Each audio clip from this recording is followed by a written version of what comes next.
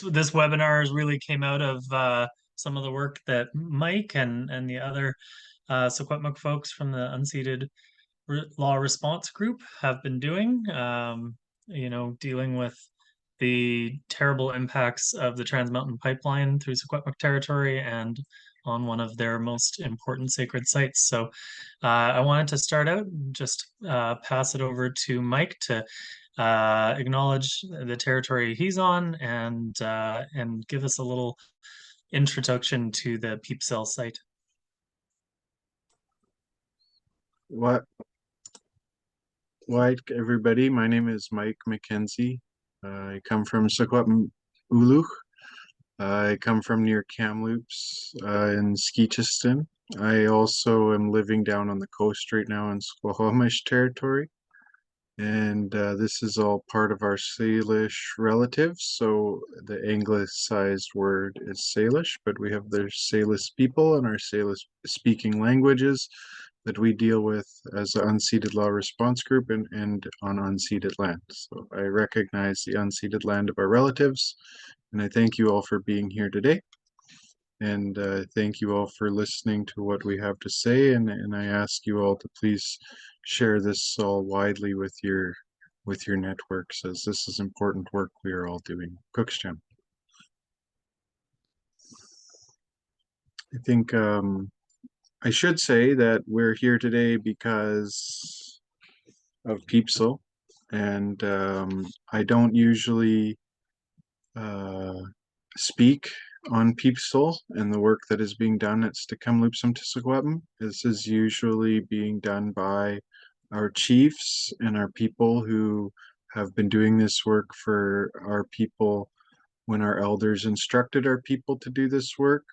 But now, because of everything that we've faced with non-disclosure agreements, benefit agreements, and conflict of interest, there's a huge problem with who is able to speak to this and who can do this work. The chiefs are not necessarily capable of advancing our Indigenous laws from a colonial lens, and so we're doing a lot of this work, and this is some of this 305-page report that our people have done on this area, and we're bringing some of these concerns to you today, and all of us are either coming from the territory or are working on bringing forward our knowledge so that we can have what we know heard because it's important. And so we've brought in some, for example, you'll hear from some others today with experience in other areas, and they're doing work in other areas, and you'll understand and learn hopefully how this is all connected and how big this really is. So please keep an open mind, and please recognize that some of this may conflict with some of the knowledge that you may know about our nations, because we're not coming from a colonial lens, and we're looking at this through Indigenous laws lens, and that's what Pipsell's work was all about. And so there's two ways to say Pipsell. You can say Pipseth, Pipsech, Pipsell. It's almost all the same. If you combine those three ways together, you'll get Pipsell, Pipsell, Pipsell. So this is what we're talking about today. Thank you, Peter. Great. Thank you, Mike. So we've got some fantastic speakers here today. You've heard from Mike McKenzie, the Pipsell Knowledge Keeper and Commissioner at the Unceded Law Response Group. We've got April Thomas, also Secwépemc, and the Chief Commissioner from Unceded Law Response Group. Shauna Knight, also Secwépemc, and an Associate Commissioner for the ULRG. Hereditary Chief Dave Knox from the Kwagilth First Nations, Kwakwaka'wakw on northern Vancouver Island. And then Romilly Kavanagh, a former Trans Mountain Pipeline engineer who was arrested defending Secwépemc territory a few years ago, along with some of the others in this group. Wanted to note that as well. Mike, I think the way we'll start is we'll go through and give each speaker a chance to speak, and then we'll sort of invite any further remarks from folks that can kind of pop hop in popcorn style. And then if folks have any questions, you can use the Q&A function. We'll ask panelists, maybe don't hop in there just yet to answer all the questions. We'll hopefully have some time for them at the end to introduce folks. So I'll let you take it away then, Mike. Stk'emlupsemc, thank you. I think one of the biggest things that I'm hoping for is I think we have to really let down our preconceived ideas about what our territories look like. It's the most important thing when it comes to Pipsell. We have a lake there that these corporations are calling Pipsell, and that is our sole sacred site. And that is not true. It is inseparable. And the other piece that I want to bring to everybody's attention today is not only is that whole area inseparable, and we have burials, and we have endangered species, and we have very important sacred sites that we don't talk about with the public in those areas, but this also comes back to the origins of our Salish languages. And so some of the origins of our languages can be traced back to this area. And this is all our people from across more than 4 states in the United States of America and all across British Columbia unceded territories, especially the coast and down in the lower interior. So this is something that impacts us on a massive scale. It's something that impacts the way that we can actually share who we are in court systems. It impacts our ability to prove our rights and title in our jurisdiction. So we'll be talking a bit tonight about Trans Mountain, but one of the things that we're definitely talking about is how Indigenous rights and title and jurisdiction is being usurped by individuals, and it's not in the proper hands. The jurisdiction, for example, with Pipseth was not just the family panel, but the family panel was the protectors of that area. So the title holders came together and put this together. This almost wasn't to be in my hands today because people wanted to shred it. So we have to understand the level of the work that we're dealing with, and a little bit of what we're going to start unpacking is a little bit of the treatment that we've also faced while we're doing this work. So I really actually wanted to pass it off to April Thomas first, if she'd like to say a few words, and then over to our hereditary chief from our guest today, Chief Knox. So thank you, Cookstown. Wake up, Mike. Wake up, everyone. April Thomas in Quest. I come from Stk'emlupsemc, the Broken Rock, also known as the Canadian Lake Reserve.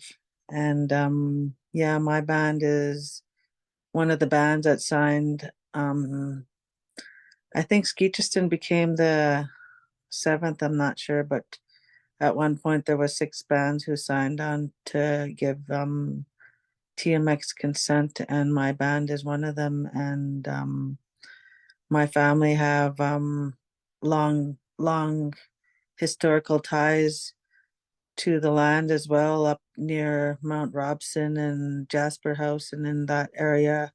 Tate June, our families migrated up there around Moose Lake, and so the pipeline is also going through that area. So my family and myself, we have vested interests in, what happens, in that we are traditionally the caretakers and protectors of the land. So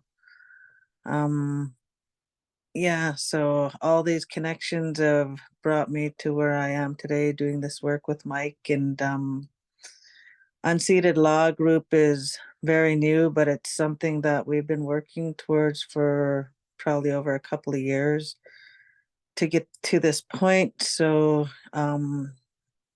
yeah, I'd like to upfront thank Michael McKenzie, our commissioner, for all of his hard work, because he, worked tirelessly day and night, and he went through a lot of personal struggles for us to get to this point, and we both have, you know, because to do this kind of work, we have to sacrifice a lot, and to us, that was sacrificing our personal careers. We put our lives on a line to do this, and for that, we've had to struggle and, you know, basically work with nothing but our own resources, you know, even having to go to the library or do whatever we have to do to get these documents all done up and get the work done. And so,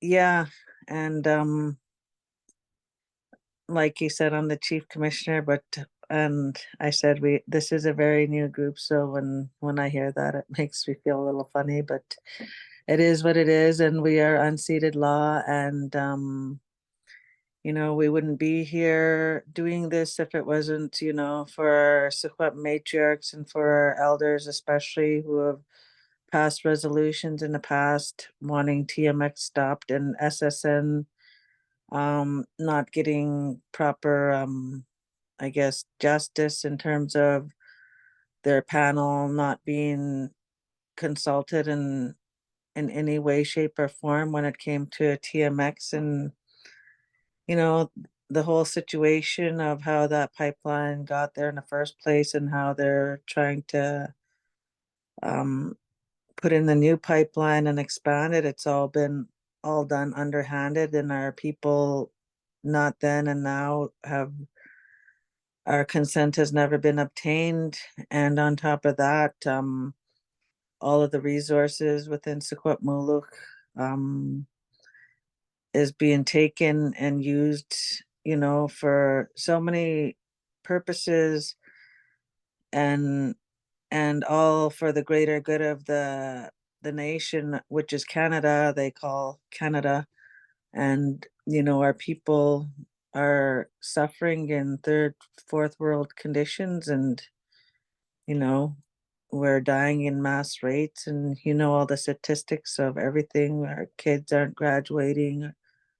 We're dying of suicides and drug overdoses, and so many things happening to our people. Children still being apprehended. Our reserve systems are like the new residential school, in which every aspect of our lives are being controlled. So um, it's very difficult to do this type of work, but it's something that needs to be done, and it's something that needs to come out and be spoken about. And people need to know the truth about this pipeline, and the exact extent of the damage that it's doing, not just for our people, but to the land and all existing people, and the threat that it poses for all beings that depend on the water, the air, the land that, you know, surrounds these pipelines. So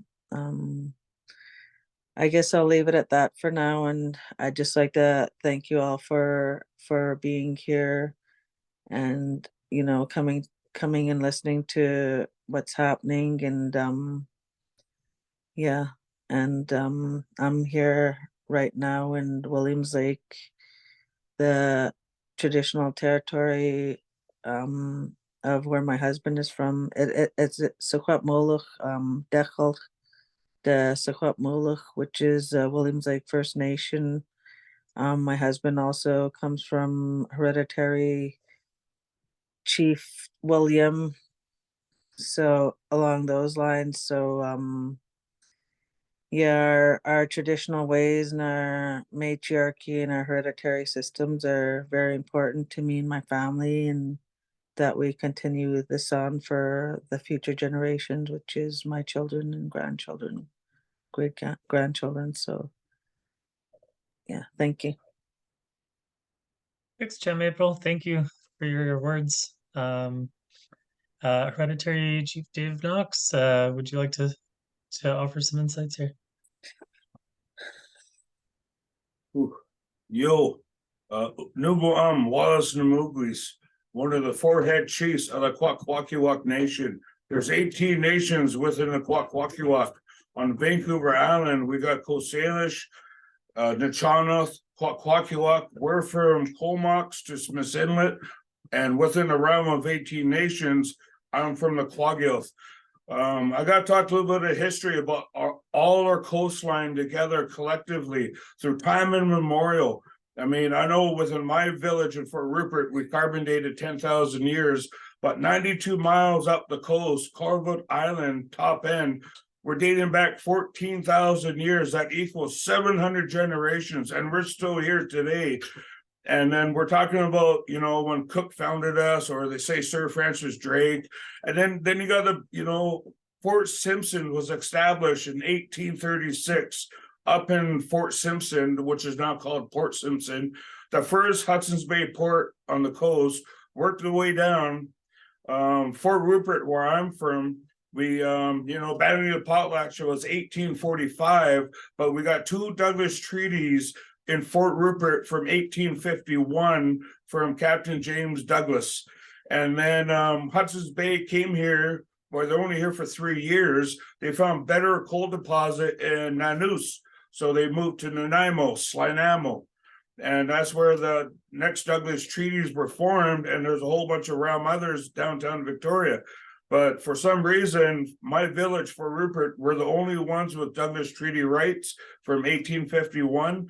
The history is so unbelievable about the realm of the British law.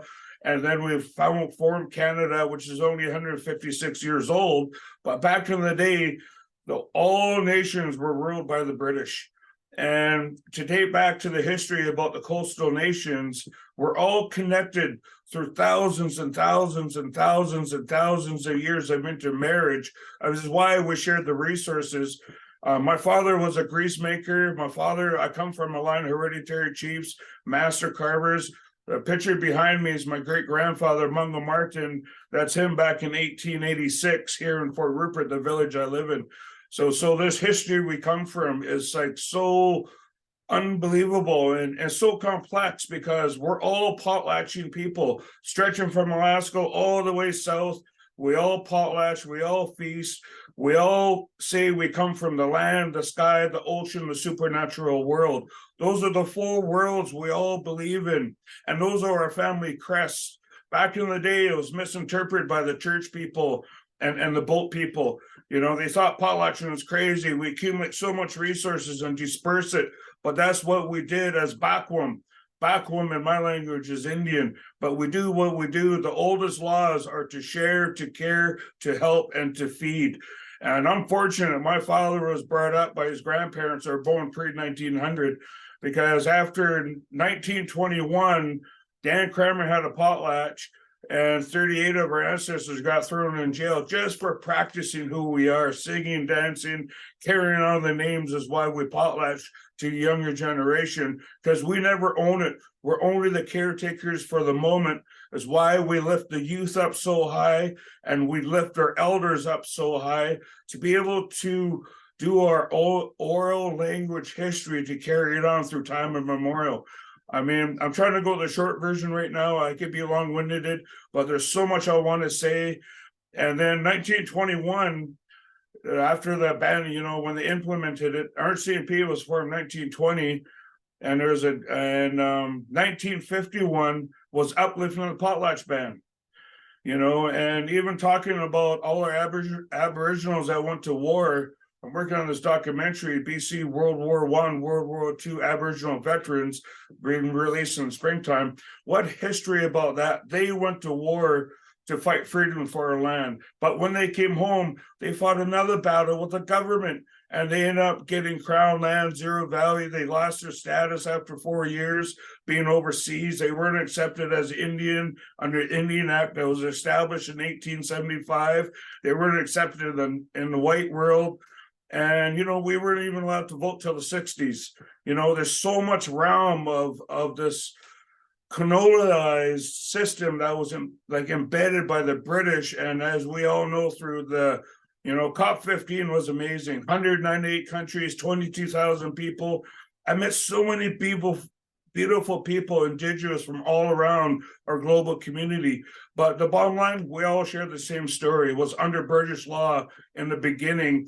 And then they formed a country and married into the British laws. And these are the laws that we battle today with the colonialist laws within the realms of the federal and provincial government. You know, and how do we make so wrong to make it right? I mean, wow, the air, the land, the ocean is so important for who we are. And one of my last conferences before summertime was with federal environment, the ministries of USA, Mexico, and Canada. And we went to the Victoria Big House, and I belched out these words so loud, talking about, like, we're the stewards of land. Listen to the indigenous people of the land. We have the solutions. It's not about state shareholders. I don't care about how much money they make. Like 14,000 years, we're still kicking. We all live sustainably together. It's not about who's making more money, about the margins. It's about how do we all collectively really work together on this beautiful global earth we call Mother Earth. Because right now, I hate to say it, we're parasites on Mother Earth right now. And how do we make soul round to make it right? How do we find objectives that all collectively work more together to really make it right for the future? Because corporate, they only live in the moment. Being brought up on the Indian government systems only for the moment. I as hereditary, I think 7 generations ahead, we're stewards of the land. It's been proven we've been stewards of the land. So I feel for all coastal nations, especially with the pipeline. I've been watching it from the get-go a long time ago, and I just turned 50. My father passed away 10 years ago, 2 years transition. I've been 8 years devoted to my hereditary role. I've potlatched, I've feasted. I'm in all levels of government. I take on Ministry of Forestry, Agriculture, Mining, DFO, and mental health are dear to my heart. So how do we all really just work together? I say the whole coastal nations band together and we fight the government as one under hereditary leadership and with our old laws. We had laws before the boat people came here. It's like 1913 Royal Commission. They implemented 500-meter buffer zones along our rivers. Lucky we got 10, 15 meters now. They're knocking it right out where the salmon spawn, CMTs, our evidence that we've been here through time immemorial, through industry has been so overrun. Now my nation is blowing up a mountain. How's that feasible? I mean, one positive thing I could say, the factory draggers were shut down out of my territory over a month and a half ago. Thank God, the 350 feet, they and what around, and now we got the Ministry of DFO coming here on the 16th. So I got a lot of words to talk to her, but I'll try not to be long-winded. I'm honored to be here to listen. I'll pause. Thank you for letting me talk a little bit of the struggles, because I've been so struggling with my Indian Act, but now I'm on council. So now I'm in the Indian Act council, and also I'm hereditary. So now I could amplify lots of my messages that I've been working with neighboring nations, and let's all work together now, please. Let's do this for the future collectively together. And I'll pause in this moment. Thank you. Awesome. Thank you, Dave. Thanks for sharing that history and that message of solidarity with the Secwépemc people. Mike, did you want to hop in before Romilly? Did you have more on the? Um, I just wanted to thank our guest in April for speaking. This is so important, and I wanted to touch just on something that Chief Knox said. There was about 1951. That's when the Trans Mountain Pipeline was first put through our territory, and we do have record of our people standing up against it at that time. And unfortunately, it was an Indian agent, and a lot of the work that was done under the Indian Act that decided that. And that's something we're trying to remind people to this day, is that the laws that this Trans Mountain Pipeline is, this right of way that they are using to get their pipeline through, is standing on the laws that considered our people less than, basically as nothing. They weren't allowed to defend themselves, to vote, to do anything. And so I think the important thing is that Trudeau relies on that law to this day. And another thing to note before we go forward is just that the Pipsell spot where the pipeline is being laid this moment is not in that right of way. So not only are we falling back on an old right of way, but we are also falling now on consultation with the Secwépemc that was accordingly done with the SSN according to this pipeline. And so I want everybody to have that in their mind as we're talking, is that the Stk'emlupsemc to Secwépemc is a word that defines the people in that area. And it's been used by an organization to uphold those people. And those people were not at the table. And so as we unpack this, we're going to start to understand how not only in the 50s we didn't have the right, but now today we haven't been at the table about this. So I really appreciate that, and I just wanted to say thank you for your words, and don't feel bad for speaking tonight. This is what it's all about, and yeah, we'll go to Romilly if that's okay. Question. Sure. Thank you for inviting me. I'm really honored to be with a group of people who I have a great deal of respect for. April, you are a powerhouse. April and I were arrested back in October 2020 near the so-called North Thompson River in Kamloops, along with two other Secwépemc leaders, Miranda, Dick, and Saucis, as well as Billy Pierre from down in the Merritt area, and three other sailor allies, Laura, Susan, and Heather. So we have been going through the court system for 3 years. We were sentenced back in the earlier part of this year. I was given 32 days in jail. I'm currently out on appeal. April and Billy are also out on appeal. So the way that whole thing started was I was asked to come up to Kamloops and to support there by a Secwépemc matriarch, who I've never given the name to the court of who that was, but I was asked to come up and support because I had been arrested up on Burnaby Mountain in 2018, and I previously worked for a Trans Mountain Pipeline back in the 90s. The reason I chose to get arrested up on Burnaby Mountain is because this is a terrible project, obviously for Indigenous rights and title, as well as climate change and environmental impacts. So when I worked there as an environmental engineer, my job was to get permits through the government, so to do environmental assessment reports and put together construction plans. What we've seen with the CGL pipeline and also with Trans Mountain is that those plans don't protect the waterways, the forests, the vegetation. There's been several spills of silt into the rivers up on the CGL line, as well as the Trans Mountain line. They've done damage to wetlands. They take down a lot of vegetation. They disturb the soil. The right-of-way, if they do above ground digging through Pipsell, will be about 20 meters wide, at least in terms of disturbance to the soil and the vegetation. They will not allow native vegetation to grow back there, trees, medicinal plants, and so on. The only thing that's allowed on the pipeline right-of-way is grasses. So it's not just the disturbance of the construction itself, but it's permanent disturbance that happens there. As well as trenching through archaeological sites and so on. They pay lip service to following all the rules and making sure things are done correctly. But the reality is there's a lot that happens that people don't see. So what we've seen with the wetland damage and the damage to the rivers and so on is what's been reported. But when they're up in the forest and they're doing things, if people don't see it, we're never going to hear about it.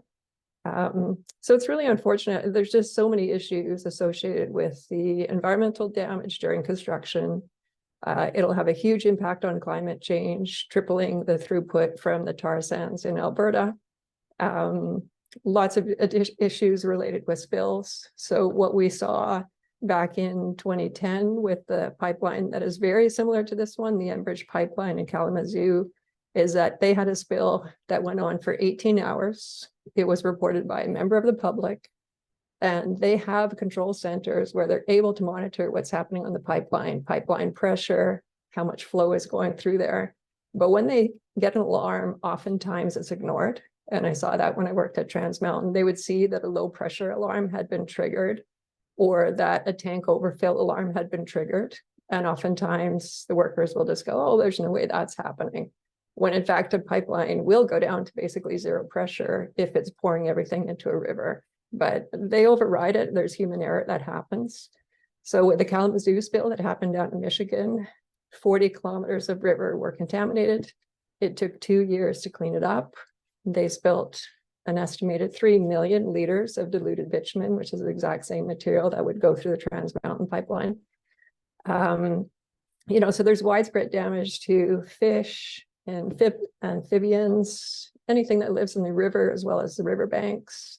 It's really pretty horrifying. And when I worked for the pipeline, they had lots of oil spill equipment. They'll tell you it's state of the art. It sounds like it's rocket science, but it's not. They can only really skim oil off the surface, but with bitumen, it sinks to the bottom. So then they end up dredging the river. It causes even more damage to the river bottom. So spills are a catastrophe. I mean, there's no two ways around it. They consider a successful spill cleanup to be 10 to 15%. That means the rest is on the beaches and it's on the riverbanks and all that kind of thing. With the Exxon Valdez, when they had that huge spill up in Alaska, they used to estimate the amount of damage that was done. So with that spill, the US government estimated 250,000 seabirds were killed, 3,100 marine mammals, including whales, billions of salmon and herring eggs were smothered. And with the spill that happened down in the Gulf of Mexico, they don't even count the animals anymore. They don't want people to know. The whole thing is just so distressing. But when I look at what's happening with the regulator, so Trudeau will say that they are a separate entity. He has no control over what they do. That's just false. So when we look at Trans Mountain saying we need to change our plans in Pipsell, there's no way around it. Really, all they're saying is we don't want to spend any more money on this pipeline. We want it to be finished quicker and save a month or two of construction on a 5-year project that has cost $35 billion, and they're hoping to save a couple million. It shows a complete disregard for Indigenous rights and title and a complete disregard for the environment as well. When you look at what has happened in the news just recently, where Trans Mountain asked for another variance near Hope for the exact same reasons. We need to get the pipeline finished. It's taking too long. It's costing too much money. That request was denied, not because of the environment, not because of Indigenous rights and title, not because of climate change or spills or anything that actually matters. It was declined because the shippers didn't like it. To me, this is just totally egregious. So when I was asked to come up and support in Kamloops, I said, okay, I'll be there whenever you need me. It was just, to me, an obvious choice because Indigenous people shouldn't have to continue to pay all the price for taking care of Mother Earth while settlers are living off the land, benefiting from being here, not putting sacrifices forward to try to help Mother Earth or to try to help Indigenous people. I couldn't in good conscience just say, no, I'm not going to do that. I'm afraid to get arrested, which I was. I don't know what'll happen with my job. I don't know what'll happen with the court system. The whole thing was super intimidating, but to me, it was a sacrifice worth making. I wouldn't do anything different than what I did. All the Indigenous people that I've met as part of this action have been amazing, brave, smart, dedicated, courageous, just incredible people. So it was an honor to stand with them.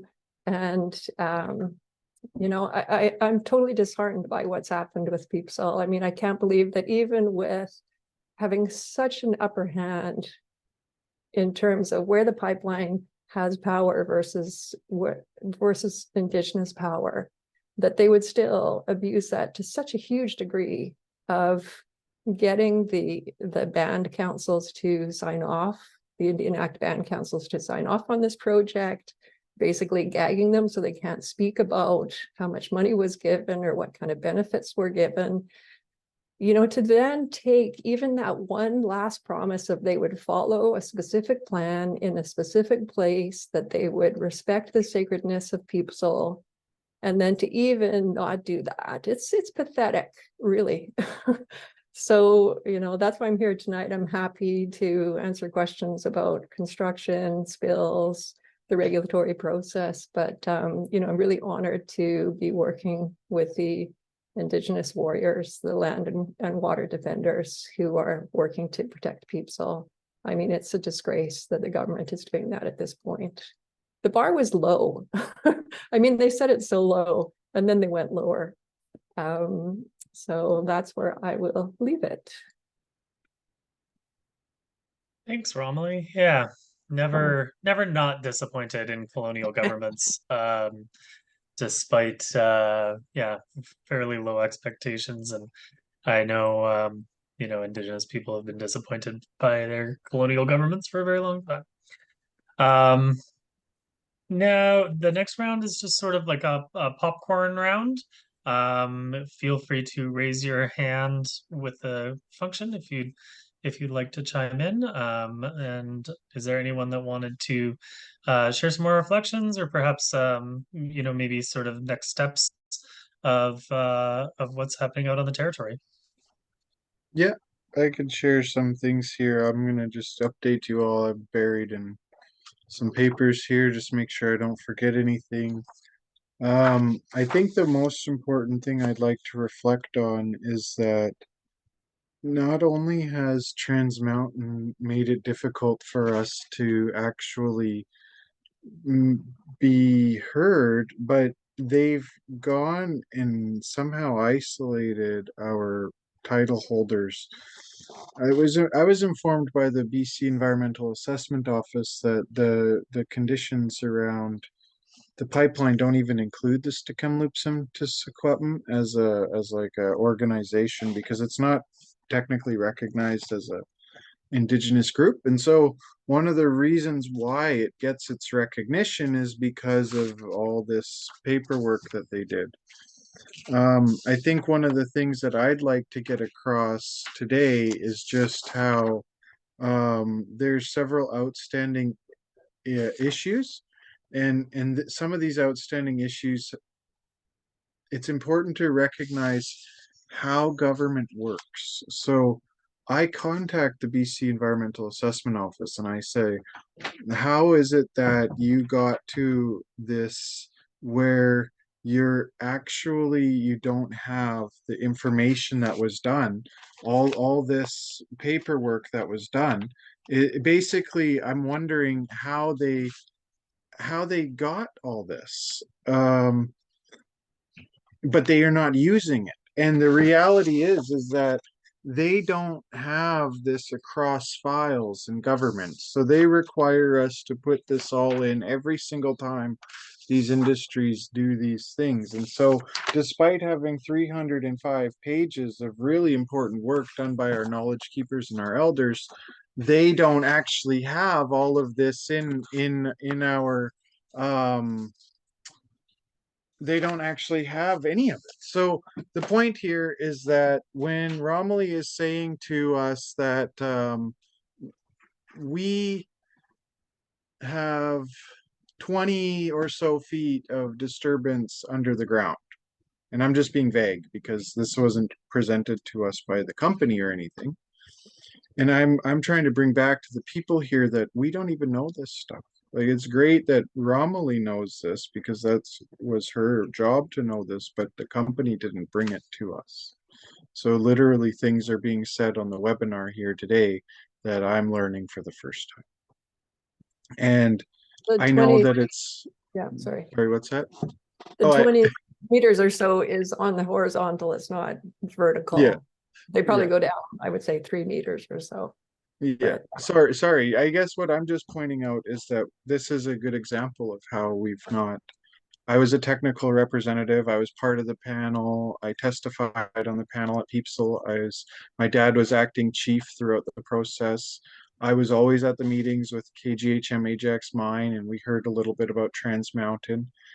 And it's weird to me that somebody like myself that was so involved, that was 100% engaged on this file, I don't know any of this from a technical standpoint. Trans Mountain's never presented it to us. And so I went back in the Canadian Energy Regulator files to try and figure out when exactly was the National Energy Board at the time, when were they trying to get a hold of us about all of this? And it turns out we sent a letter apparently we sent a letter in 2016 in January that said to the government that we don't have any interest in this. And that was weird to me, because not only is it coming then from the industry side where we're not hearing anything, but then I was seeing how our chief and counsels or our lawyers, somebody authorized that we didn't have interests in the Pipsell area. And so we are dealing with, when we were on the third day of panel hearing, as a Secwépemc person, somebody come to me and said, listen, we're going to start reviewing Kinder Morgan right away here. We just got the file. And there's two worlds happening here. One world where our families were engaged on KGHM Ajax mine as a proposal, an application and process and assessment, and they made a decision and they said no. And they said no because of what was in the area. And then on this other side, Kinder Morgan was supposed to come into that process. They were supposed to come see the families and do the exact same thing. KGHM Ajax put 18,000 pages or more forward for our families to review. And our team had to do that on their behalf and bring it all to our families and break it all down into bite size. We had tons of information sessions in our community. We went from week to week. We had activities. We brought people up on the land, tours. We didn't pay for any of it. And this is common knowledge, is free, prior, and informed consent. KGHM Ajax had to pay for their portion. And the big thing here is that this hasn't happened at all. I got out of the panel hearing that week in 2016, and then it turned out to Kamloops to Secwépemc, Kamloops Indian Band. That's their old name, Kamloops Indian Band. They're now called to Kamloops to Secwépemc. They had already signed an agreement with Kinder Morgan Trans Mountain well before that. So they are part of the joint council at Stk'emlupsemc to Secwépemc.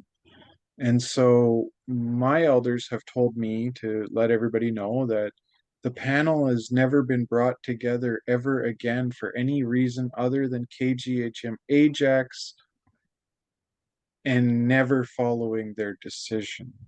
And now they have a new, smaller panel that's adjusted, that is hardly based on Indigenous law, that reviews a project that has nothing to do with this. And the elders are saying that, listen, like this, we're going into climate crisis now.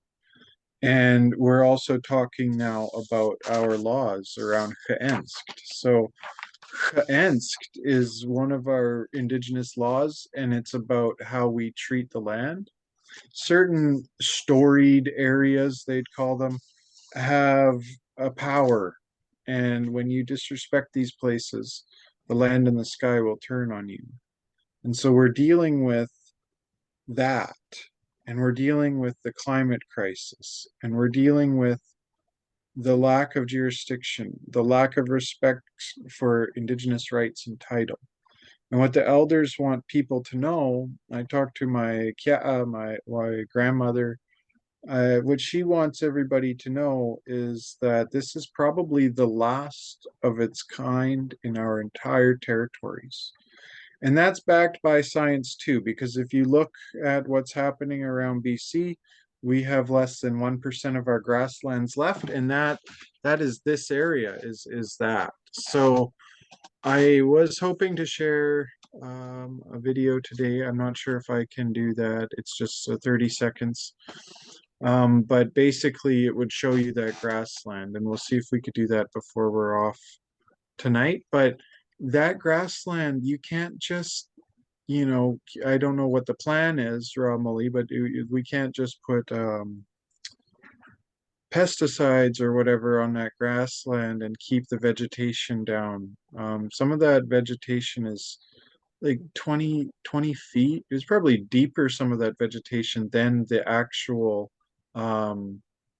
pipeline work itself, some of that vegetation, because our root medicines are super deep and they're up there. And we have burial sites in the area. And Well, this is just difficult to deal with because there's burial sites all through that area. And when the government wanted to know where they were, our elders wouldn't go and tell them.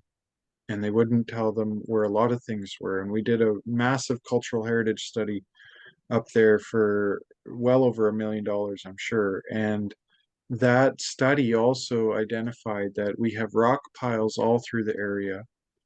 And in the study, what's public is that some of those rock piles are our burial sites.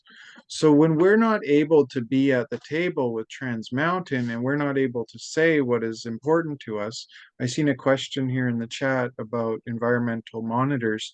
We don't have that. I know Trans Mountain could probably point somebody out and say, there's your Indigenous monitor, there's your environmental monitor, but we still have no idea who those people are. And the thing is that it's oil and gas, in my opinion. We dealt with a mine, and yeah, it was a hard thing to do. We didn't know if we were going to make it. We were trying to uphold inherent Indigenous law, and we were getting we were told, it's never going to work, it's never going to work, and it worked. It worked. We shut down a mine, but what's important is it's Stk'emlupsemc to Secwépemc. So that means the Stk'emlupsemc people of the Secwépemc. So this is all about Secwépemc land, Secwépemc law, Secwépemc rights, and that's where April says we've never given consent as a nation. And I don't want to miss this piece tonight, so I'm just going to make sure I say it now, is that when we're talking nation to nation in Canada, what is nation to nation? One nation is Canada, okay, we know that, but the other nation is us. And why do we get to be a nation? Why does Canada call us a nation? Who recognizes us as a nation? And that is our basically, we have laws, we have people, we have land, and we have languages. That's what we see often as the strongest basis for who we are as a people. And our laws aren't Canada's laws over us. So when the Indian Act system is coming down on us, see, this is easy for me to say because I was on the tribal council. I was not an Indian Act representative. I was never an Indian Act chief. I was never on Indian Act Band Council. So I was in a space where I was supposed to uphold the Indigenous laws and the people.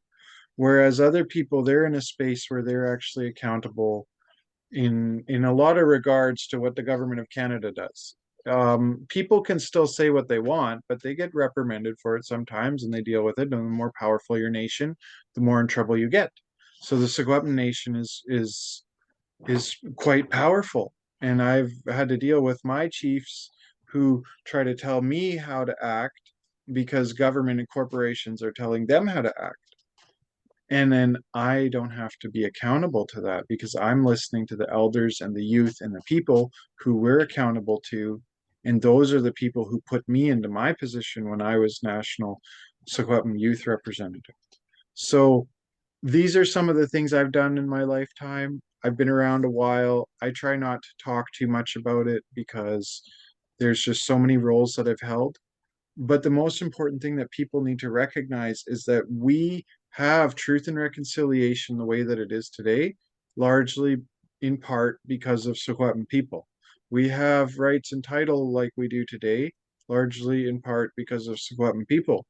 If you look at the people who are in power today, a lot of them are Secwépemc people. One of the superintendents of First Nations policing for the RCMP is a Secwépemc person. And so I try to reach out to that person and ask for some sanity on how the RCMP treat our people. And then some of our commissioners in the government of Canada are Secwépemc people as well. And I try to reach out to them. The problem is anybody who is Secwépemc, who steps into those roles, as soon as they're outside of our system, they're not accountable to our hereditaries or our grassroots people. They're compromised in a way because there's so many. We had this one Indigenous woman who I grew up with. She's an amazing leader. She's somebody that I always thought, that's somebody that one day I'm going to be able to really trust in leadership. But because she got into her role as chief following the mutual benefit agreements that were made by one of our bands, she can't be the person that I thought she'd be at all. And she lives I'm sure she does her best, but it's really upsetting as an Indigenous youth to see that our people are hostage to these industry agreements. Sometimes they actually want out of them and they can't figure out a way. And Trans Mountain is one of those things that it happened before anybody knew it was coming for us. Um, we didn't, we basically had to be reactive every step of the way, and that is how come you'll see Stk'emlupsemc to Secwépemc is part of the court case that happened on in 2018 when Kinder Morgan was shut down by the courts. Stk'emlupsemc to Secwépemc was part of that. And so you'll see that we've been there, but unfortunately, whatever happened in the last 5 years, especially I think with the pandemic, but we've not been at the table at all. And I know that a lot of Secwépemc people were relying. There were a lot of Secwépemc people that were relying on the SSN to uphold our Indigenous law so that the Secwépemc people could uphold our Indigenous law. And that's just not happening. What ended up happening was we kind of reversed course because of this pipeline. And now we're fighting real hard to uphold Secwépemc law, but we have it all in our favor. All the laws in BC, the act, everything here is in our favor. And I think the biggest thing is that like David Eby, and Justin Trudeau, they all said everything that they do points to standing by us, that they should be there standing by us, saying this is an important nation, these people did important work, and we said reconciliation, we said all these decolonization, we said it all, and we've got to stand by our word, and that's what I believe.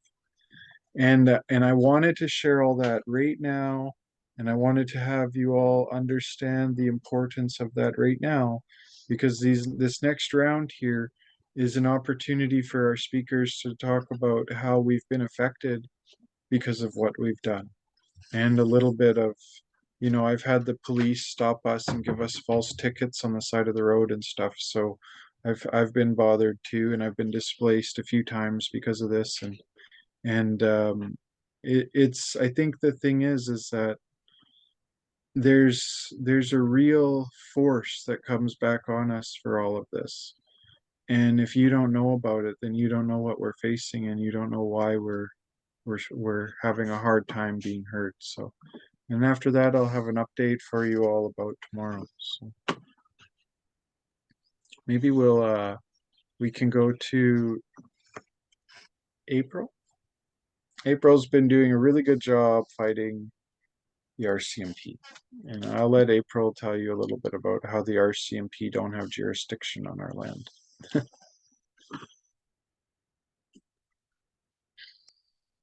Wow, the fight with the RCMP on my frontier with my family, with our people up here in the northern Secwépemc and basically all over Secwépemc. It's been something like when I look back, like going back to 2010, even where a lot of this started for me, because that's when I sobered up and I quit drinking, and so I started being more empowered because I got tired of the cops harassing us for no reason, like they do to a lot of people who suffer with addictions. They cause our people to live in fear, and that's exactly the life I lived back then. I was just so scared of my shadow. I was like scared of everything, and I had extreme anxiety and depression and everything back then, and cops knew that.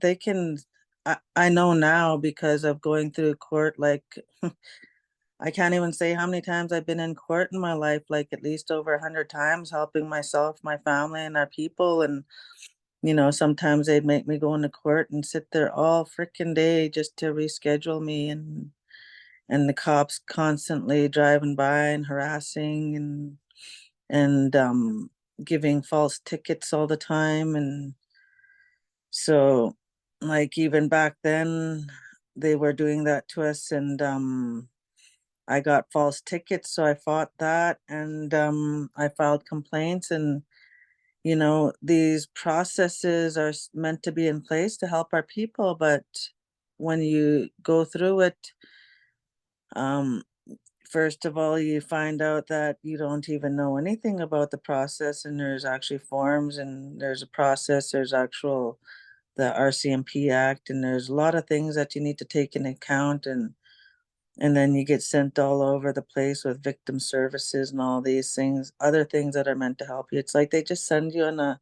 wild goose chase, chasing your tail, trying to get help. And, that's why most people give up, and they give in, and they allow the governments and the bands and the RCMP to basically control every aspect of our lives. And like, people buy into this because they have families and kids, and they don't want to ruin the future for their kids, like, because the moment you start stepping up and defending yourself and your family, they come after you, and they come after you, and they don't stop. So, I went to Geneva, Switzerland, I believe it was back in 2016. And this was after the Mount Poly mine spill. And like I tell you, when Mike talks about the land turning on us when we don't do the right things, like Mount Poly mine is a really excellent example of that, because our elders spoke out and they said, do not build the pipe, or do not build the mine there, because if anything, something bad is going to happen, because a sacred village site existed up there, and our fish go there to spawn, and it's a very important site for our people. And the chief and council in power at that time, Anne Louis, and her council, they had it in their heads that when the government talks about crown land, that's their land. This is what she'd say to the people, and that it was never our land, because they control it all. It's just a formality now. It's just a matter of time before we have to give it all to them. So we might as well. And this is the attitude of many chief and councils out there. They take what they can get. And Williams Lake First Nation is, like, a prime example. They're into treaties, self-government, some specific claims. They're in almost every agreement every agreement that is on their table, they sign it, mutual benefits agreements, because they, like all other chief and councils, have the attitude that this is all we're going to get, so we better take it.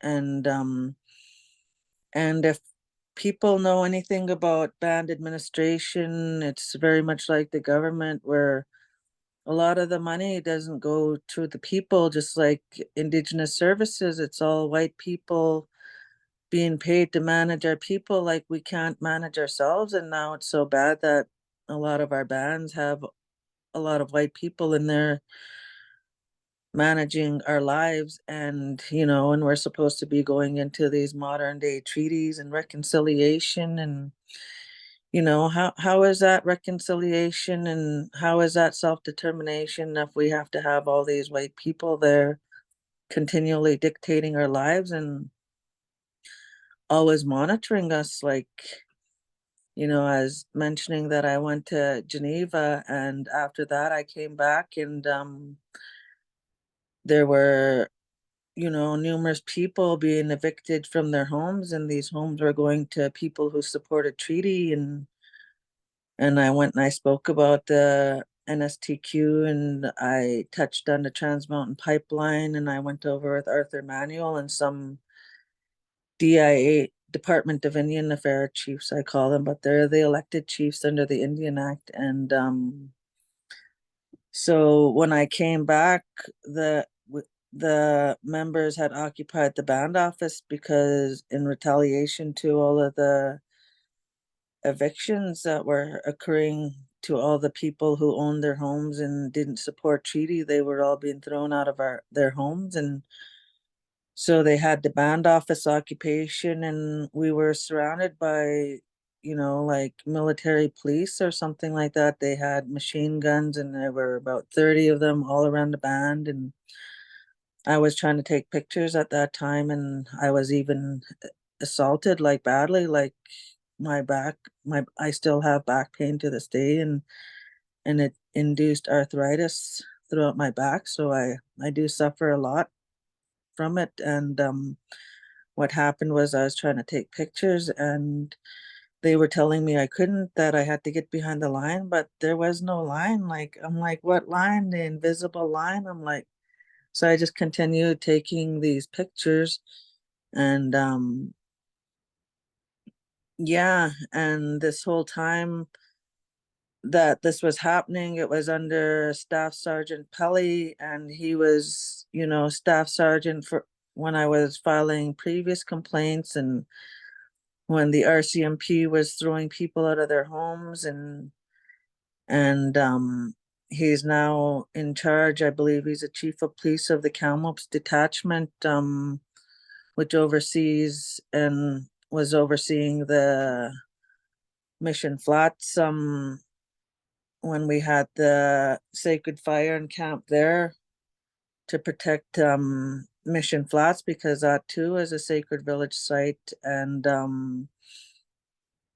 yeah, so there was a lot of money involved in the RCMP's part for doing that, and the band offices who signed on. So I've been targeted on numerous occasions, to the point where Staff Sergeant Pelly and his RCMP officers came right to my house to inform me that they're watching me. They're watching everything I do.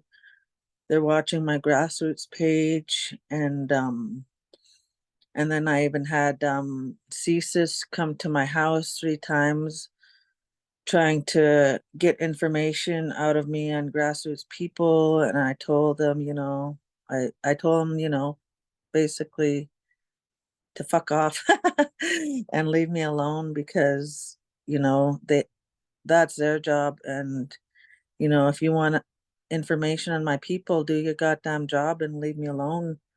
And then later on, I was even pulled over by a SERG officer in Chilliwack, and he had been following me for a while, and he was really fascinated, and he said that I'm a person of interest. Like, he had me pulled over for about a half an hour and gave me a ticket for a windshield broken. And but he told me that I'm under surveillance, and yeah, that I'm a person of interest under SERG. And yeah, he was a new officer. And then when we were going through court that Romilly mentioned, when we all got arrested, um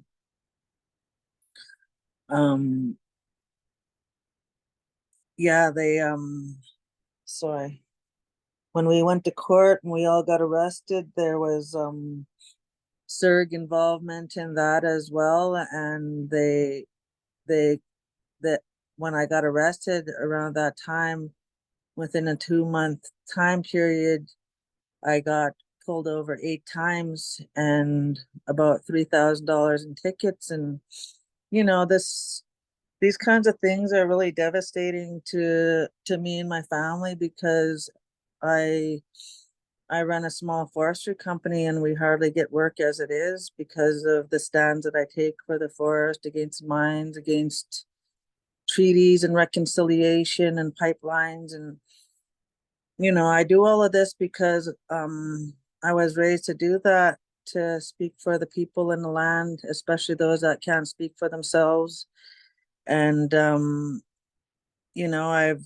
I it's not something anybody aspires to, I don't think. Like myself, I had aspirations to be a lawyer and to do great things for our rights and title, and that was always my goal. But doing this work, because I had a daughter at a young age and I didn't want her to have to fight the way I did growing up. So I started speaking for her rights and asking, what's going to happen to my daughter if this happens? What's going to happen to the water she depends on? Like, start standing up in that way. And being young and naive, I didn't know that people don't do that. I did it because that's the way I was raised and that was our way. And because of it, my family's been made to suffer. And they make sure we can't have jobs. They make sure that we can't live in the community because, yeah, God forbid, my husband posted one day that he was going to run for chief. Freaking that's when the next month they threw us out of our house that we paid for, and they threw our stuff in the garbage. They used the RCMP to do it. And all the band staff, 22 band workers and all their band trucks surrounded our house, and in the pouring rain they threw me and my husband and my son and my other son out, my adopted son. And that really hurt because that was our home, and my son was in his graduating year, and he had a heart condition, and his health was very delicate, and they just didn't care. And that's what hurts the most, is that they use our own people against us, and they're so heartless. Everybody's out for themselves, and so many people have sold their souls and lost their spirits, and they don't know any other way except for the ways that get handed down to us. Like Mike was mentioning, the governments treat our chief and council bad, and then in turn our chief and councils turn around and treat our people bad, and then they hide behind workers, and they don't care like how they make a family suffer. So, and the RCMP don't care either. And when they threw us out, my husband and I filed a lawsuit on them and the Williams Lake Indian Band and the bylaw officer who assaulted me and threw me down in my house. These things hurt because of the violence that I suffered growing up as a woman, as an orphan, as somebody who speaks out, and to have the government send RCMP and workers after me to physically assault me in my own home, in front of my family, in front of everybody. And yeah, that really hurt because if anybody knows me, nobody treats me like that, and they did. So those are the kinds of sacrifices that we make. We can't even get a regular job or anything anymore. And that's why I have my company, and I basically have to force my way in to get work. And then even still, they give us the shittiest jobs that they could possibly, and we still do them. And our company doesn't make money really. It mostly goes to our workers, which is our family. And, a lot of my nieces and nephews have all been orphaned. So we hire them and we hire our kids, and this is their means of income. And they, do everything they can to even mess with that. So, and they make our whole family suffer around us. They make the community suffer. And it's like I was telling Mike, it's like they got us chasing our tails, or even breadcrumbs where they're giving the people a little bit at a time and buying them off with this reconciliation money and with these dirty agreements and with this specific claim money. They're buying them all off. And our people don't have a voice, to the point where, they even make up lies about us. And that hurts because there are people, and we've had our own family and people turning on us throughout the years, and I've had a lot of people turn on me that I care deeply about who've come back and years later to realize what it is that I'm trying to accomplish, and it's not got anything to do with hurting anybody at all. It all started with my daughter and then later my grandchildren, because that's a circle of life, and we want our kids to benefit and from clean air, clean water, clean land, everything that we had when we were kids. We want them to benefit the same way we did, and we don't want them to suffer the same way we did. So coming from the residential school era and our families attending that school and coming back and abusing us and us having to raise ourselves and look after each other, like that's where we're coming from, and we're doing our best to break that cycle. Thank you. April.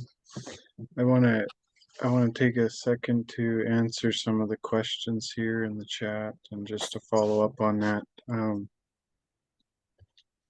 The first thing I just want to say is that we have, like I've been facing that too, where my dad, my whole life raised me. He's a spiritual leader in our community. At least he's teaching the people what he can. I know he wouldn't call himself a spiritual leader, but the thing is that he went to Kamloops residential school for a long time himself, and he wanted me to make sure that a lot of this stuff was never lost. And I think that it's really important to me that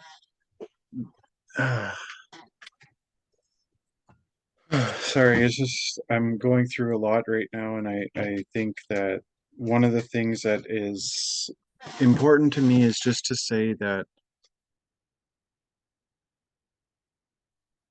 the police, they've scared so many of our people for so long that even if they never scared a person today, they would basically um,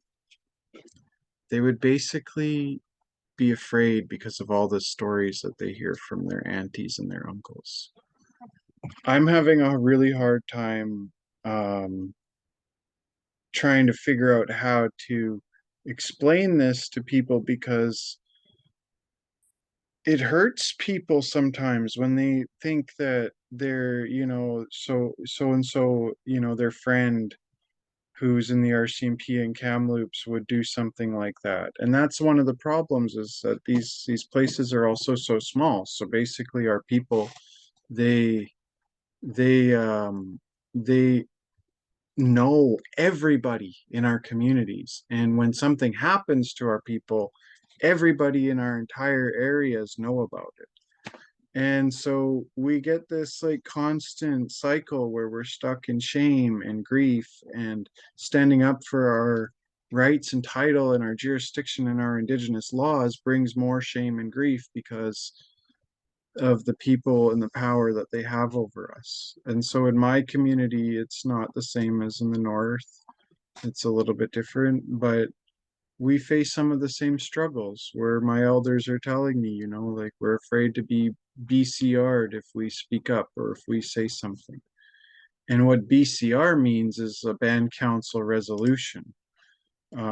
So that's where the band council can say you're not allowed on the reserve anymore, or you're not allowed here anymore. And someone like Pelly could say that, oh, the chief and council has instructed us, and basically I have to come in here and I enforce the will of chief and council.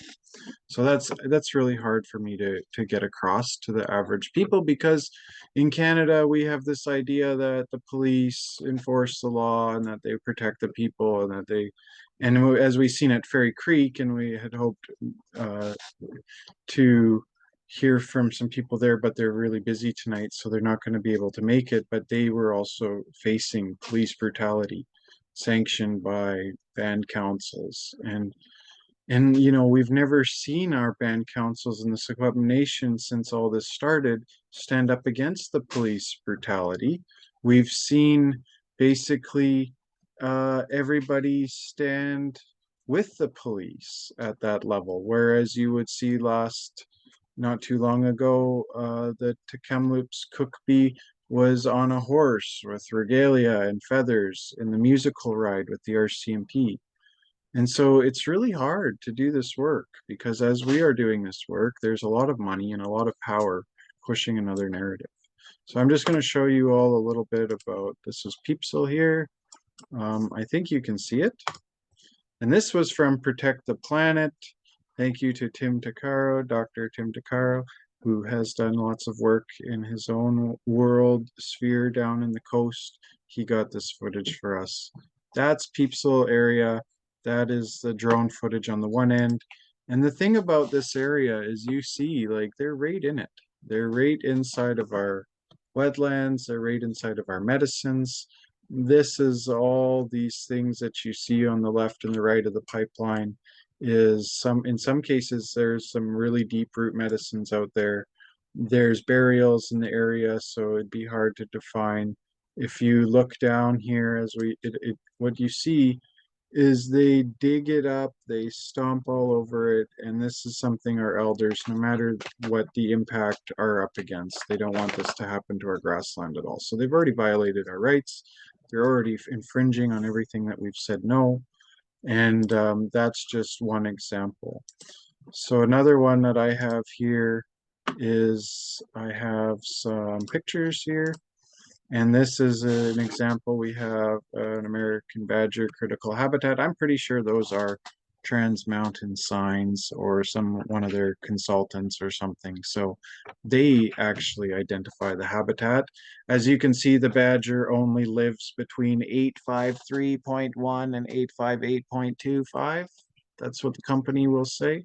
That's definitely not how we see it as Indigenous people. This is an inseparable area, an inseparable territory, and this animal was at the top of the list to be protected all throughout our panel hearing and is being impacted right now.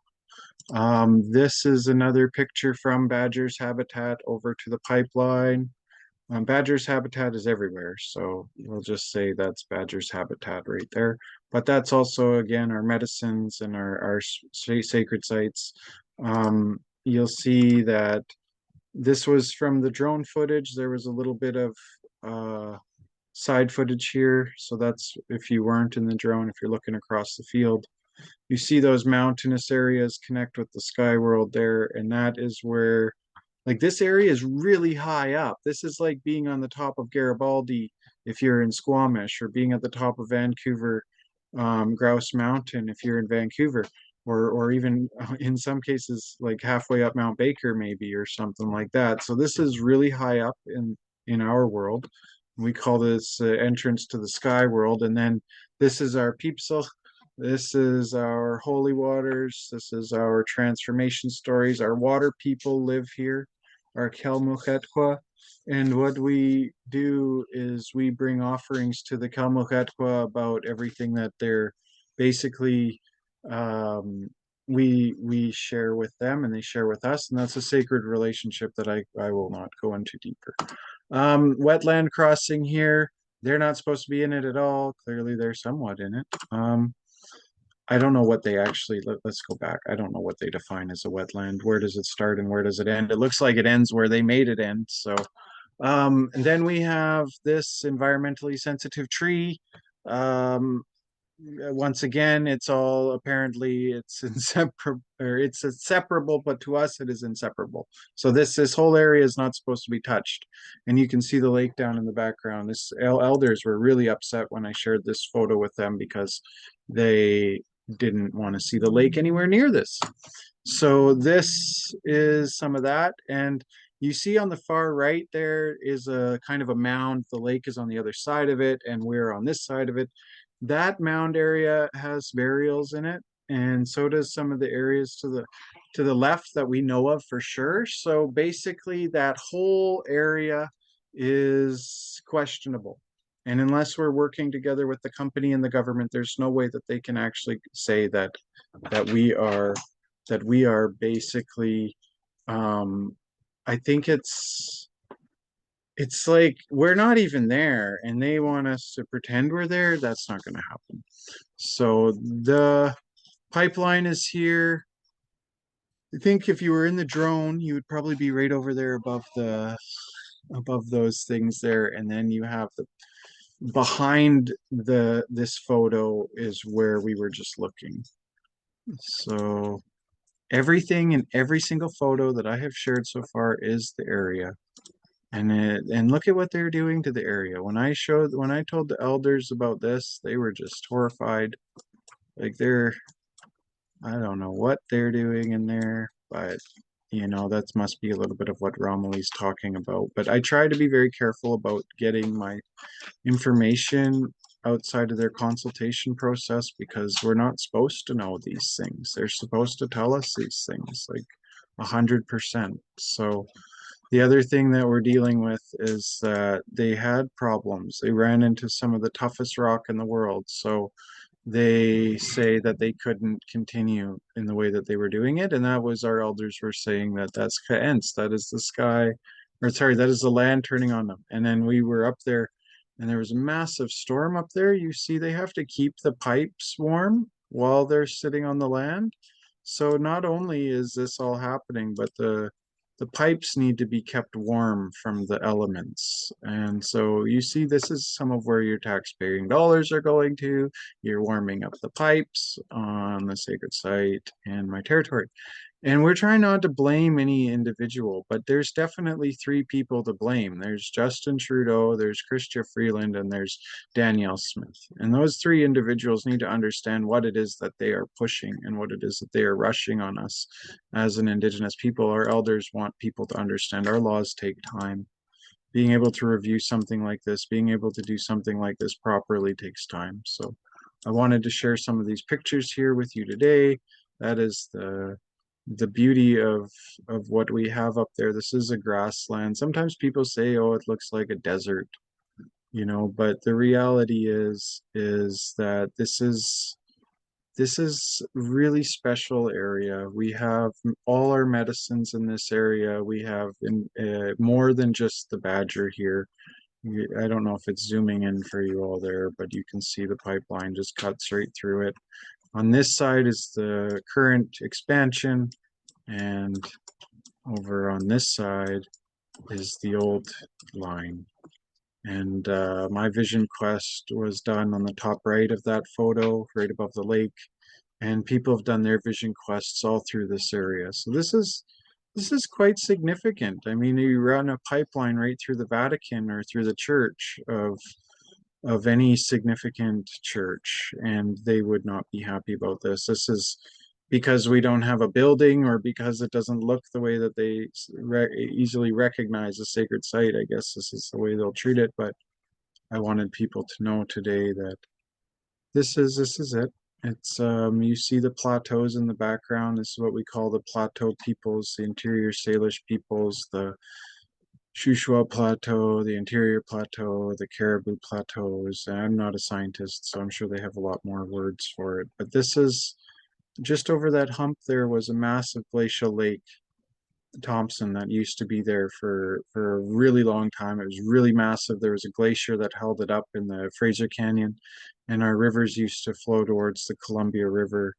Now the glacier is gone, and our rivers flow down to Vancouver. And these guys that want to put this pipeline through here, they're also threatening that. So we have the Fraser Declaration signed by over 40 Indigenous chiefs on behalf of their bands that basically says no. So I will share more of that out. The Fraser Declaration and all of these documents, everything that I talk about can be found on the Unceded Law Response Group's history page. That page does not solely belong to us. That page, full disclosure for everybody who's here, that page is ours as a Secwépemc people, but it is all of ours. It is something that we all did together. Some people did some parts, some people did other parts. You'll see decisions and videos and in our languages and our prayers. And this is an opportunity after today for you to go and learn some of that and to understand why we said no to Ajax mine. I think that what I had to share today about all of that was very important, but it's also important to recognize that we could spend days, conferences, books, movies, we could tell people this stuff forever. And that's just not gonna work. So I'm gonna leave it at this for now. You see the beauty of what we're standing for. I think a sacred fire is gonna be lit at the very end of the lake there tomorrow. And that'll be right over on the pipeline side of the lake. And basically, I think that we're gonna be facing the pipeline company was rude to the journalists when they come up, and the one journalist almost got run over while we were up there by the One Trans Mountain security. So I guess it's important people know, if you're going to these areas, if you're joining any of our fires or any of the work that we're doing in our territory, be safe. Please don't let these people provoke you, because it seems that's exactly their plan. They want to be provocative. Running up on us and almost hitting our guests is provocative. And it takes a lot to be able to stand there and just take it, because they want us to respond. So I'm going to leave it at that. I'm going to ask, I think because we all shared so much, I just wanted to make sure I didn't miss anything with Romilly. And I wanted to make sure that Chief Knox had a moment to say anything, and we'll answer any questions now, but also just to remember that I'm doing this all day, every day. You can always send an email if there's something you want to know. I'll get back to you within a few days or a few hours, depending on the urgency. And please just continue to follow us what we're doing, because it's changing every single day. What we're trying to do is get back to exactly what we're trying to. I try to be very, very careful with how I say this, but we are upholding our indigenous laws and taking back jurisdiction on our lands. This is unceded land, and our elders said so, and the government made laws to recognize what our elders said. And it is now time for all the people to stand up and to protect something that is beyond reasonable doubt. This pipeline needs to be stopped for many reasons, but the disrespect given to the Secwépemc on this site specifically, I think, is profound. And I think that it goes well beyond, because in all the past instances, it was blurry. It was always the colonialism made it so hard to determine who or what was going on. This isn't blurry. Even the company argued against our interests. So thank you all for being here today, and I'll see if the speakers have anything to say, and I'll leave it with the questions, and I'll.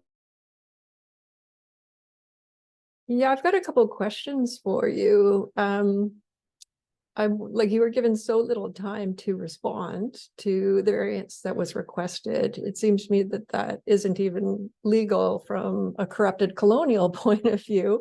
But you had mentioned that you weren't considered an intervener. Like, the government looks at people as interveners if they have some interest in what's happening. And maybe you could explain a little bit more about what happened with that when this variance came up. Were you given any kind of an opportunity to comment on it, or it was just rubber stamped in the usual way?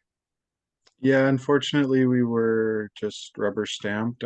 Jeanette Jules from Kamloops was able to speak at the Canada Energy Regulator. But our elders and our panel members and everybody who did this work never got called at all to respond. And when I called the Canada Energy Regulator several times, because I wanted to at least get myself on to testify, because I testified on the panel in 2016, the hearing manager wouldn't respond to me at all. And I left several messages. They pushed the date back, and I thought, oh, you guys are pushing the date back a week, maybe to give us time for me to be there. And they still didn't get back to me. And then they just listened to what Jeanette had to say, but their main argument was against Indigenous interests because of the Canada economic aspect. It was far too, it was, their main argument was that, you know, too much money is bad for Canadians. And so we have to do They were this the this ones way. that decided to waste all the money in the first place. Yeah. Yeah, it was only supposed to be somewhere around 5.4 billion, and now we're at 35 or so. I assume we'll hear 40 billion soon, maybe 50. This is the way it's been, you know. It's like we're just guessing at this point. Maybe it'll be 100. You never know. And if we have another disaster, maybe it'll go up again, double. You know, it's this is the thing. They don't listen to us when we talk. So the answer to your question is I'm still wondering the same thing: is where's that opportunity for us to engage, and where was the opportunity for our panel? So thank you. Yeah, that's terrible. My other question is that if, at the bare minimum, they're supposed to do an environmental study and an archaeological study. Did they mention an archaeological study at all? So the BC Environmental Assessment Office enforcement officer said that she's going to go through the ARC studies because they're available across her departments. Unlike other things, those are available to her. So she's figuring that out. But the problem is that I only know, like, throughout this entire process for over a decade now, I only know of that one time when the snakes were bothered and there was some problems with that, and the archaeologists spoke out about that. And that was just from Twitter. So we don't actually ever hear about how far they've gone with their studies or what they've done. And it should be me who knows a lot of this because most of my elders rely on me to let them know. So this is where it gets frustrating because the elders, they really do believe the best in us and they think that we're able to get this done, but the companies, they make it so hard on us, and we try so hard to let our elders know, you know, we're getting that information, but we just don't get it. It's like with the transcripts for your courts and stuff, like we just don't get it. So Because it's such a sensitive area, they should have an archaeological expert there every day and an environmental expert there every day. we've So asked that them to nothing. identify the indigenous monitors, but still nothing. That's so frustrating. Thank you. Also, I see Uh, there's the Fraser Declaration quickly for someone who asked. That's a declaration that stops all pipelines across any of the Fraser River waterways. So just letting you know, I'll put a link to it in the chat here, and I'll let Peter and Chief Knox. yeah, I was just I saw Dave Chief Knox had a hand up, so go ahead. Yeah, oh, hang on. Yeah, actually, you know, I just want to like kind of put forward some of that the realm that I'm dealing with industry and government and Indian system. We got Orcasana gravel. We're with Vulcan now, the biggest US concrete company that produces concrete. And we're supposed to do our own environmental impact assessment study. But the past 2 years, my Indian council led it on their own without the people that were chosen with indigenous knowledge about the realm of our lands and everything collectively together. So they're really pushing so much. So it's kind of a blessing that I just got voted on council now. About a month ago. So there's so many questions. I mean, ministry and industry hides behind the Indian Act, as with our hereditary governance. It's their time immemorial. Like I keep saying, we have our laws. Let's go by our origin stories because those are our laws. So how do we all really collectively work together to find these objectives to lock arms together is why I'm here today. And I'm honored to meet you all and to be able here to be vocal about what my nation is dealing with the realms of the Indian Act and industry and government, the same way as your guys' nation and the northern nations also. It's like, but how do we all just lock arms unite and to really tackle the government as one? Because our ocean, our lands, and our air are connected. So how do we form all our laws together to let's speak with one voice as the whole nation of the coast. You know, I mean, under Indian Act, there's 205 nations, but you look through the old laws through into marriages, it's actually, I mean, we're all connected, and it's only through the Indian Act of 1875 is why everything's just so divided. Then we got all these different levels of provincial and federal fucking governments.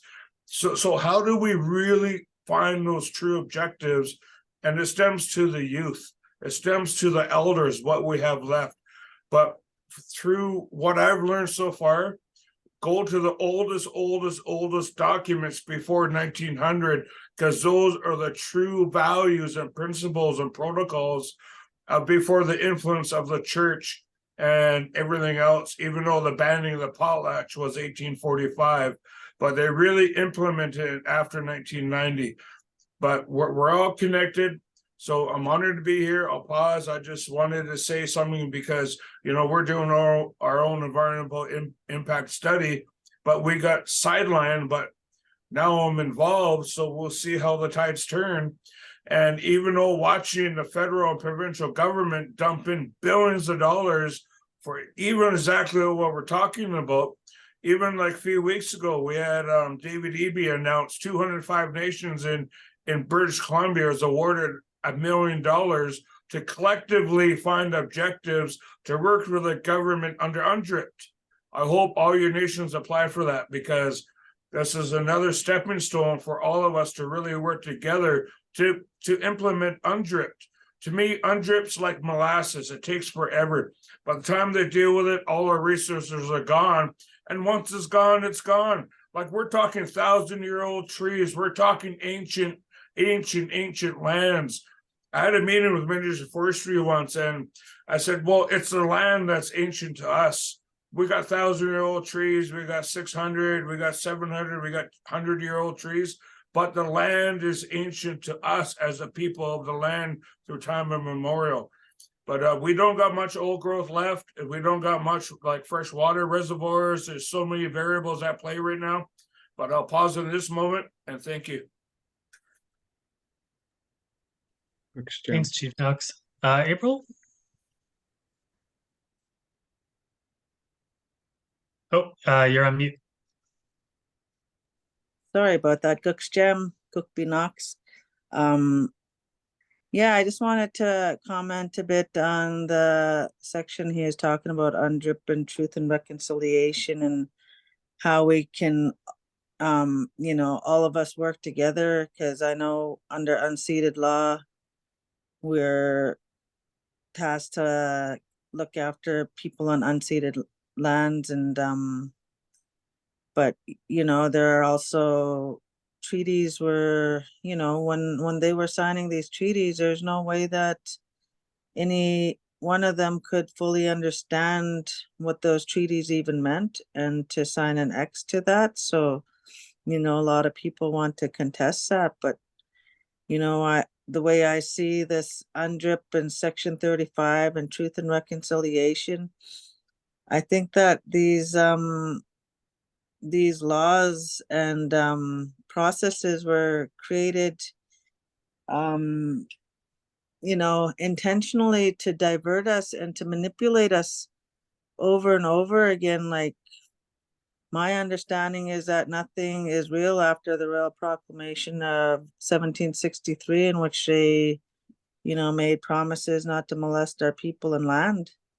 And after that, everything else is basically a fraud, because they never ever got consent from our people to enact any of those.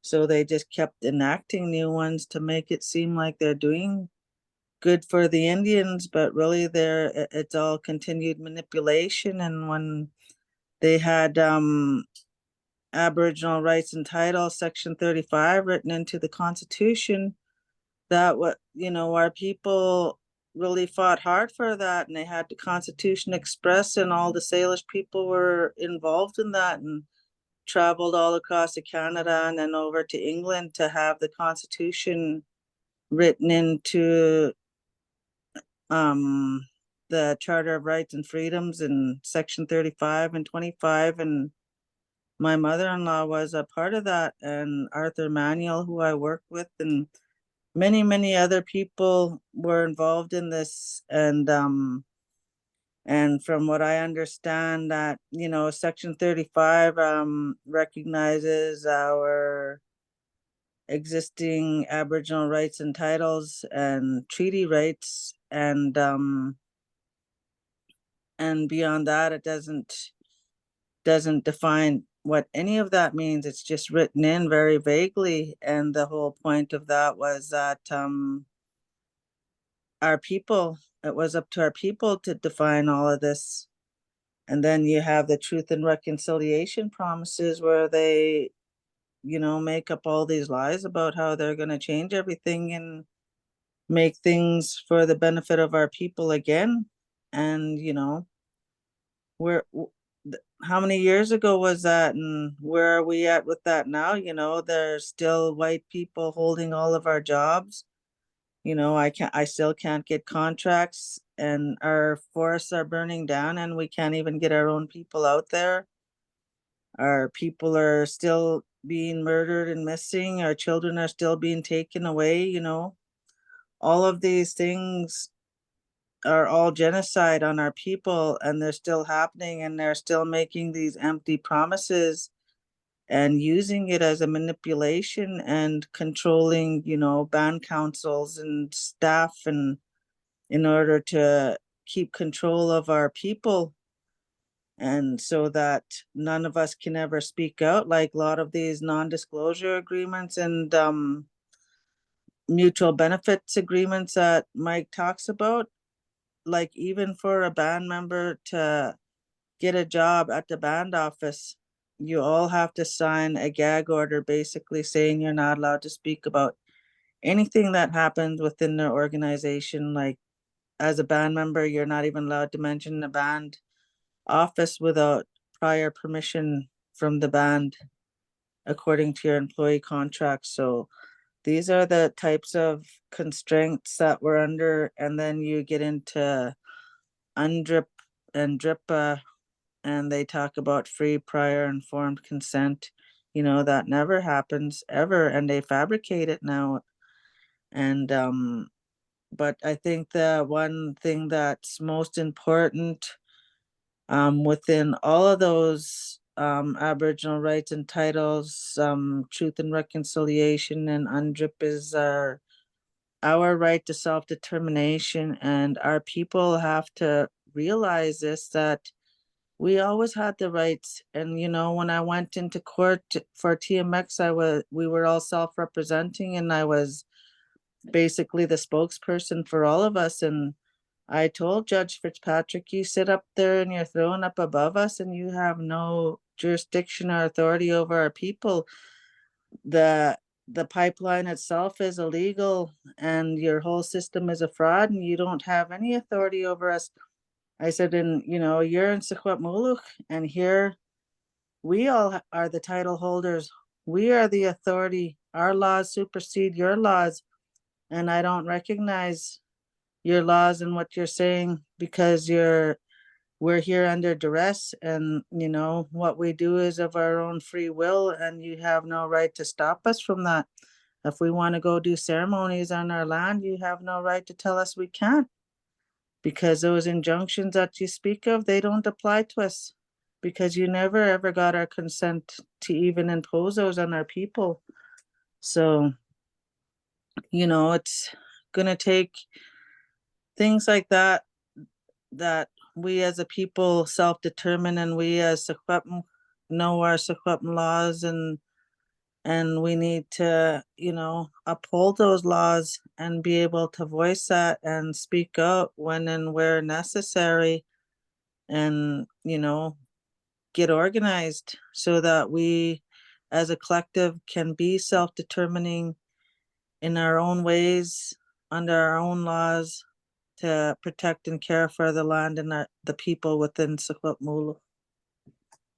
Cooks Jim. Cooks Jim, April, and to all of our speakers. Yeah, Cooks Jim, and thank you so much for joining us.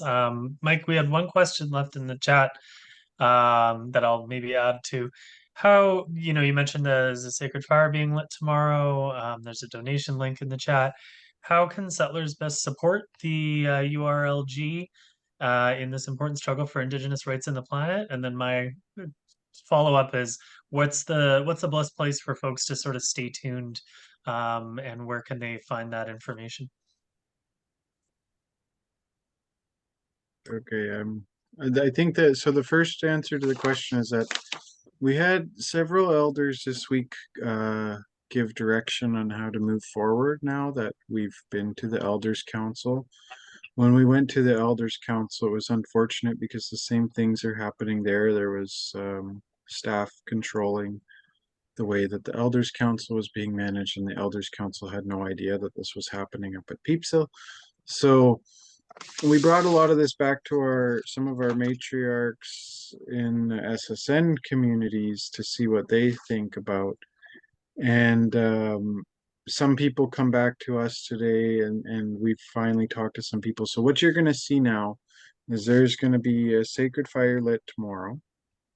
I think what's important is people follow our Facebook page or our Twitter or our Instagram page. Instagram is not for immediate updates at this time. So Facebook and Twitter is more immediate updates for us right now. And that will give you an idea of times, locations, anything special happening. We will update those things on the spot as it happens. So our Twitter page is actually very easy, and I guess that Twitter's called X now. So we are at Unceded X. Our Instagram page is at Unceded Group, and our Facebook page is at Unceded Law Response Group. And the important thing is that we are going to fall back on our ceremonies right now. We've got some important paperwork that we're going to put out. There's going to be people coming up and down from the site. I think it's important that everybody who goes out there recognizes that there is potential for conflict. That doesn't mean that you're bringing the conflict, but somebody might try to run you over or be rude to you like they've been rude to us. They might chase you down in their vehicles until you're out of the area. They might run out in the middle of the road and go like this because they do that. From the Lac Lejeune Road to the lake, Jacko Lake, Pipsell, there is a public access road. That public access area is open for anybody. You actually drive right over top of the pipeline on it. You can see all the work. You can go right down to the lake. I'd like everybody to be mindful of the ecosystem that you're in. So please don't drive out on the medicines. Please don't drive out into the areas that are sensitive. Despite what they're doing, let's not make an impact. And Barb Larson, our elder, she's instructed some people to light a fire tomorrow, and that is going to happen. There's a little bit more happening around that. So it's all going to come together at once. It's something that we don't have, the colonial terms, I'd be like, well, this is, but it's not going to be that way. I want everybody to settle in with us, get comfortable this winter, pay attention to the stories that we'll be sharing, the things that we'll be sharing.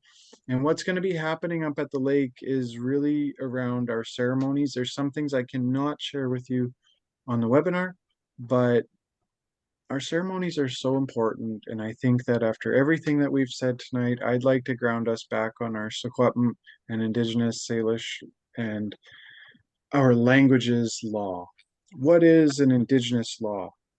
Nobody really seems to know it when I was going through the governments and I was on all the positions. But what our elders said is an Indigenous law is the way that we do things since time immemorial. And we have the way that we do things in our languages. So we have Yachminstwa, how we take care of one another. We have Yachmin Ulechum, which is how we take care of our land. We have Kwisaltkin, which means all my relations. It tells us that we're all related and we're all in this together. We have some of our most important laws around how we carry ourselves is also about how we're honest with ourselves. So I really appreciate the speakers sharing today. Chief Knox, thank you for being here today. I really appreciate that. And April and Romilly and Peter and all the other voices. I'm sure there's voices here in this webinar that I haven't heard from that are doing incredible work out there. So I think what's important is that we recognize what is reality, what is the truth. The elders that I do this work with, they kept telling me the same thing for a decade at least, is that what is reality will always come through the work that we're doing. So when you take a look at this, reality is very simple. This is a sacred site. There's Indigenous laws. There is laws that protect us, but there is also a government that says that we're important. And I remember, I guess I'll personally close with this, is I'll remember somebody came to me at the National Assembly of First Nations once when I was representing my chiefs at that place. And they said to me, doesn't it bother you that these people just talk? That they just are saying it, but they're probably never going to do it? And there was people up on the stage talking about our culture, but they were also really big industry players. And I remember the youth responded. There was one spiritual leader there from the youth, and he said, it doesn't matter that they talk and they talk and they talk, because they're putting all that energy into everything that we're doing. And that is the power of our people and who we are. So I think we have to remember that just because people are talking, just because it's just being said, doesn't mean it's not happening. I think that my greatest hopes and dreams is that we'll wake up on a Monday morning and Trudeau said, yes, I'm very sorry. I was wrong. I'm shutting her down. And that's how I'd like to leave it today. And thank you all. Thank you all for that. Right on. Thank you, Mike. Thank you to all the speakers. Thank you to all the attendants for coming. And we'll send out a recording to anyone that RSVP'd. So please do share it around and stay tuned to the Unceded Law Response Group online. Thanks, everyone. Enjoy your night. Thanks. Yeah. Thank you. Good night.